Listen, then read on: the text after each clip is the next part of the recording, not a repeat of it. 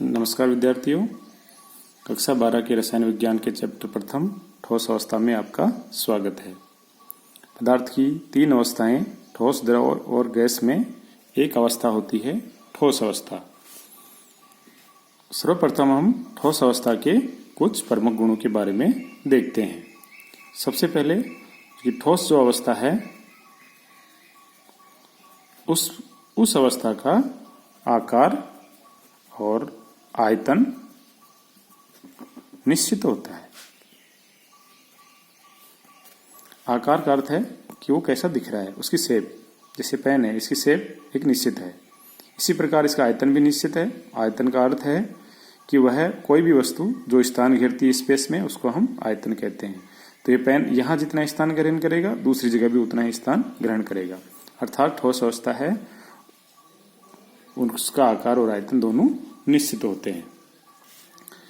ठोस अवस्था में पदार्थों के कण बहुत पास पास होते हैं और उनकी स्थिति लगभग नियत होती है। बहुत पास पास में होने के कारण उनके मध्य की अंतराणविक दूरियां बहुत कम होती हैं, जिससे उनके बीच में परबल आकर्षण बल पाया जाता है। परबल आकर्षण बल के कारण उनकी स्थितियां लगभग नियत होती हैं।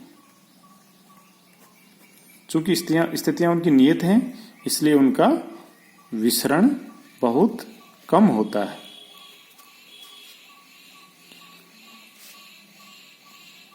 ठोस के कण पास पास में होने के कारण उनके मध्य रिक्त स्थान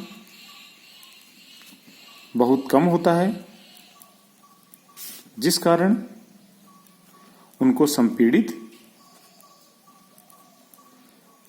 नहीं किया जा सकता है। यानी उनका संपीड़न नहीं होता है। संपीड़न का मतलब है कि उसको हम दाब लगा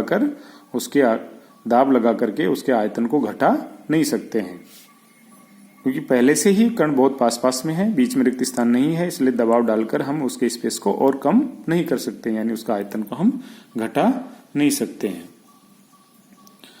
चूंकि कण बहुत पास पास में होते हैं, इसलिए इनका घनत्व उच्च होता है। तो ये कुछ गुण थे जो ठोसों के बारे में हमने देखा है। अब हम ठोसों के वर्गीकरण के बारे में देखते हैं कि ठोसों को कितने भागों में बांटा जा सकता है। तो वर्गीकरण जो ठोसों का किया गया है वो बंधन बलों के आधार पर किया गया है। बंधन बलों का मतलब यह है कि ठोस जो पदार्थ है हमारा, उसमें किस प्रकार के बल पाए जाते हैं, किन बलों के द्वारा वो बंधित रहता है। तो बंधन बलों के आधार पर ठोस को 4 भागों में बांटा गया है। जो पहला भाग है वह है आणविक ठोस। दूसरा जो प्रकार है वह है आयनिक ठोस। तीसरा जो है वह धात्विक ठोस। और जो चौथा भाग है वह है सहसंयोजक ठोस या नेटवर्क ठोस।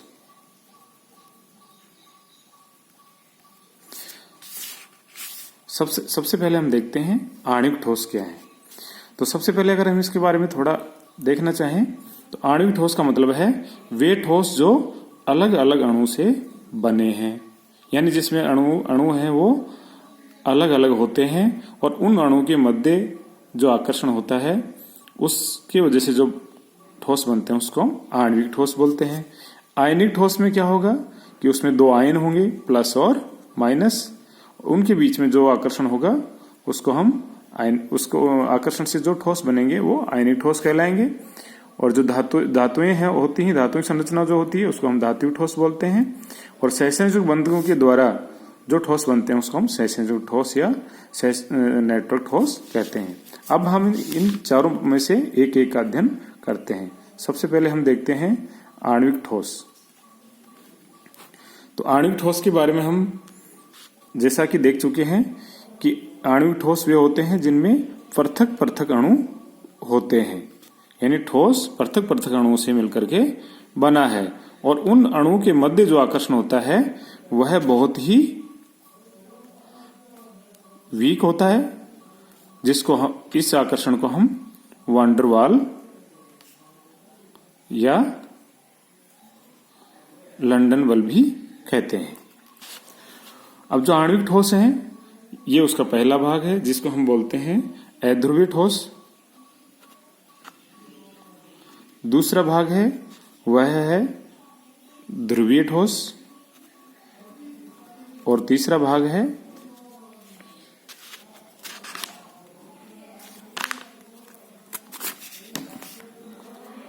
हाइड्रोजन बंध युक्त ठोस। तो जो सबसे पहला हमारा भाग है, सबसे पहला जो प्रकार है वह है अध्रुवीय आणविक ठोस। अध्रुवीय आणविक ठोस का मतलब है कि वे ठोस जिसके अणु होते हैं वो अध्रुवीय होते हैं। अध्रुवीय का मतलब है कि उसमें किसी प्रकार का प्लस माइनस ध्रुव नहीं पाए जाते हैं। जैसे हम उदाहरण से समझना चाहें कि ये ऑक्सीजन है, इसका एक अणु O2, इसी प्रकार से ऑक्सीजन का दूसरा अणु होगा। तो ये एक पृथक अणु है ऑक्सीजन का, ये एक दूसरा अणु है ऑक्सीजन का। ये अणु है, कैसा है ये? अध्रुवीय। अध्रुवीय क्यों है? क्योंकि इसमें कहीं भी प्लस या माइनस नहीं है, आवेश है दोनों में समान रूप से वितरित है, इसलिए ये भी अध्रुवीय है और ये भी अध्रुवीय।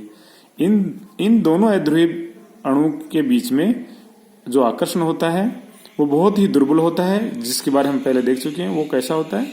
उसको हम वान डर वाल या लंदन बल कहते हैं। ये बहुत ही दुर्बल आकर्षण है, इसलिए इस प्रकार के जो ठोस होते हैं उनका गलनांक का उतना बहुत कम होता है और ये मुलायम होते हैं। दूसरे प्रकार के जो ठोस हैं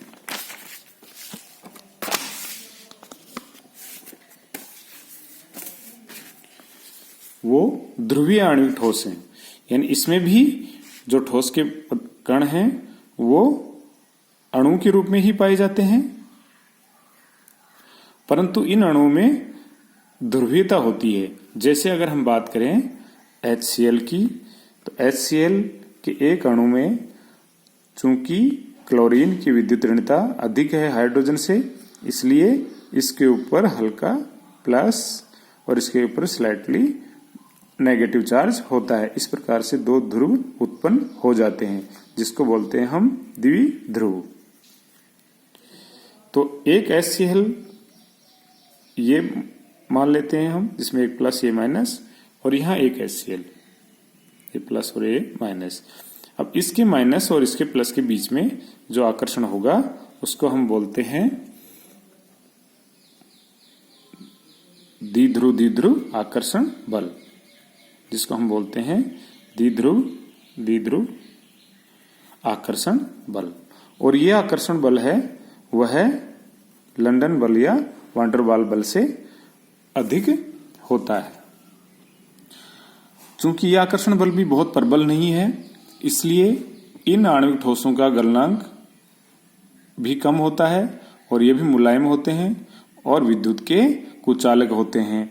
किसी भी पदार्थ का विद्युत का संचालन तभी करता है जब उसमें या तो मुक्त इलेक्ट्रॉन हो या मुक्त आयन्स हो, और इसके अंदर ना तो मुक्त इलेक्ट्रॉन है और ना ही मुक्त आयन है, इसलिए ये विद्युत के कुचालक है। आणविक ठोसों का जो तीसरा प्रकार है वह है हाइड्रोजन आबंधित आणविक ठोस। इस प्रकार के आणविक ठोसों में हाइड्रोजन बंध आकर्षण पाया जाता है। हाइड्रोजन बंध किन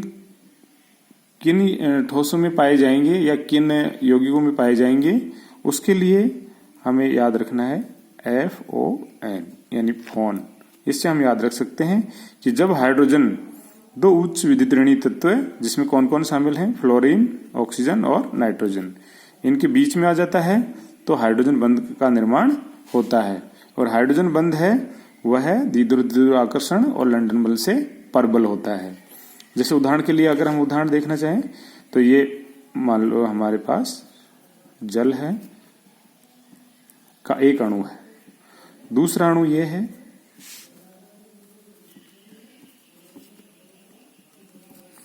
अब ये जो हाइड्रोजन है ये इस ऑक्सीजन से सहसंयोजक बंध द्वारा जुड़ा हुआ है, लेकिन पास में दूसरे ऑक्सीजन की उपस्थिति के कारण ये इसकी ओर भी आकर्षित होता है, और इन दोनों के बीच में जो आकर्षण उत्पन्न होता है उसको हम कहते हैं हाइड्रोजन बंध।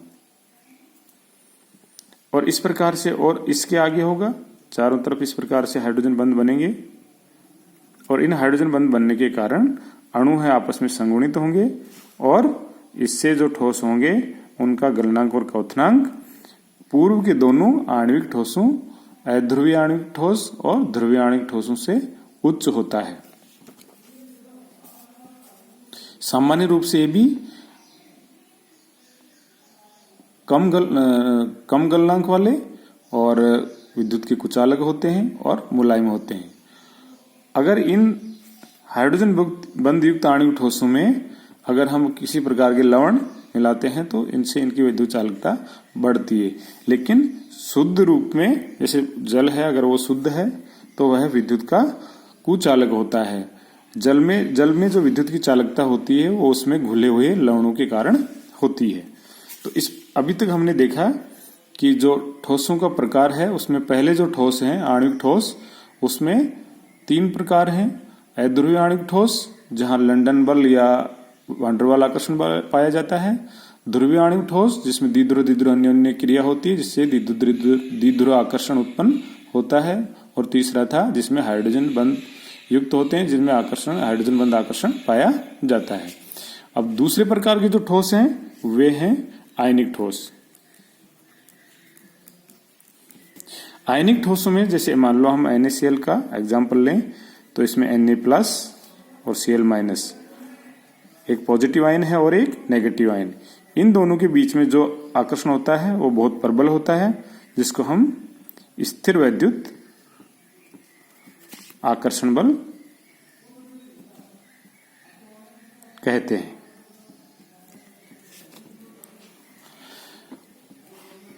प्रबल स्थिर वैद्युत आकर्षण बल के कारण ये कठोर होते हैं, भंगुर होते हैं, इनका गलनांक और क्वथनांक उच्च हो जाता है, और यहां भी ठोस अवस्था में चूंकि Na+ और Cl- आयन है वो आपस में जुड़े हुए हैं और अपनी स्थिति पर फिक्स हैं, इसलिए वे विद्युत का चालन नहीं करेंगे।